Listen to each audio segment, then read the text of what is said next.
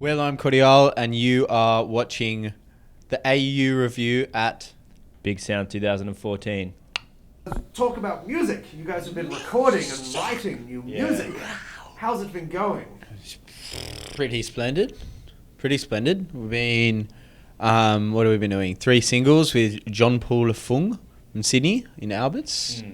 Well, 3 songs. I'm not really sure. We're kind of like working on some songs here and there. So we're like working on 3 tracks with him, and we've got a couple of others that I'm going to bring him. Haven't told him that yet. But, you know, we're just kind of like, we're working on songs and just trying to go for quality as opposed to quantity.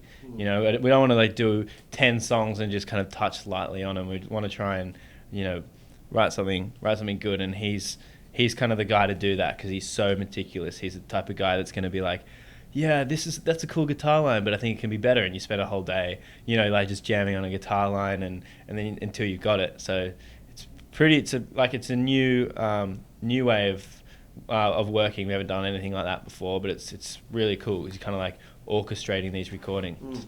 Will that change the way you think you might work in the future as well? Possibly. I think it already has, like with our songwriting. I think before we just write and get a song out, you know, in a day or something, which is really cool. And I think there is something to be said with that spontaneous way of working. But with him, it's it is kind of like, can you make that better, and can you and just thinking about things a bit more. Yeah, it's really helped us critique our own like pre-production work before we head into the studio. Yeah, I think before working with him, you know, if someone was like, no, I don't really like that, I'd be like, oh, you know, I've got really used to kind of being critical of my own stuff. Don't you think? Kind of the same thing? Yeah. Fair enough. So, when I saw you guys last week at the Sydney Fringe opening party, I think there were a couple of those newer songs in amongst the set. I think we only played one new song. Yeah, I think we wimped out because we did just come back from a weekend away of recording. I think we were like, oh, we just changed a whole bunch of stuff, so we ditched them out of the set. But yeah, I think you just skip. I think we accidentally skipped one. Just we like missed it on the set list as well, but. I have a thing of doing that, like looking at the set list and being like, yeah, this one's called Faceless Cat or something, and then everyone's like, why did you just skip 3 songs? And think I just made an executive decision to not play them. I just want to go to bed. Yeah, just get out of here. Yeah, finished. Right out of set list and it's all jumbled anyway, because it's like, oh, let's go back and do that one. But, yeah. As long as you have it down, you know, communicating with everyone. You don't start playing different songs. Yeah, we're like a jazz band on there. All right, let's do that number. Let's go. Do standards. Yeah, a couple of standards. But the last year, I mean, leading up to these sort of tracks, you know, what have been some of the highlights for you? Obviously, seeing each other in different places around the tracks. Yeah, it was cool. Well, South by Southwest was definitely a pretty big highlight. I mean, it's pretty weird having a big street like Ann Street here or Oxford Street, just like a mosh pit, kind of getting through everyone. Especially when you got equipment. Yeah. Well, there's bands everywhere just putting things, and you would have had like your whatever all over your shoulders, and yeah, it's pretty interesting. I think the highlight for me was playing at the Crocodile in Seattle. It's a big, famous venue, and we actually had people watching us and interested in it. And there's like photos of Kurt Cobain all over the walls in the green room and stuff. That was pretty amazing. You just kind of imagine them, you know, U2 or Kurt Cobain playing in that same venue, and you're like, this is sweet. It's such a good place. I managed to get one of their shirts as well. It's really hard to get the Crocodile T-shirts. Yeah. I swapped a Lime Cordiale shirt to one of the bouncers. I was like, yes, you got ripped off. Suck on that piece of shit. Run leg it. Yeah. Stuck with our crappy shirt.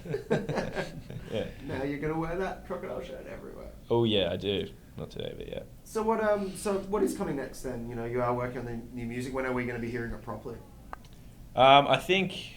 I don't know. We sort of were thinking about only spending 2 weeks in the studio, and it's been 2 months or something. Well, on and off, but which is good. We're getting these songs sort of how we want them, and we're really making sure they're right. But pretty soon.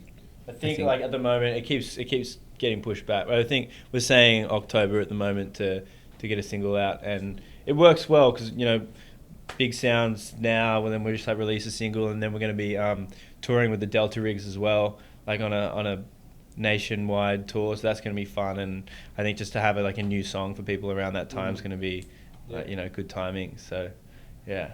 And do you find with every kind of tour you do and every new single you put out, do you kind of feel that the response gets bigger and more people are paying attention?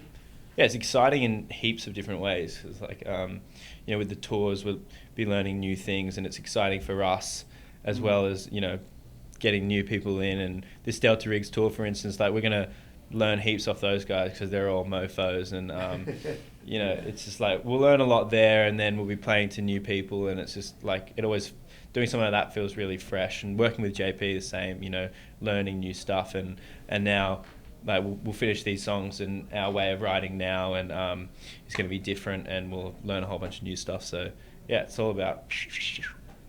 And then at Big Sound, are we going to be hearing some of the new material? Yeah, yeah, sure. We'll play some tonight. We're so nervous. We are nervous, actually. We're nervous. I can speak. Nervous? I speak for everyone when I say I'm a little bit nervous. Nervous. And I think you are. I'm scared that our drummer's going to get too drunk before we play.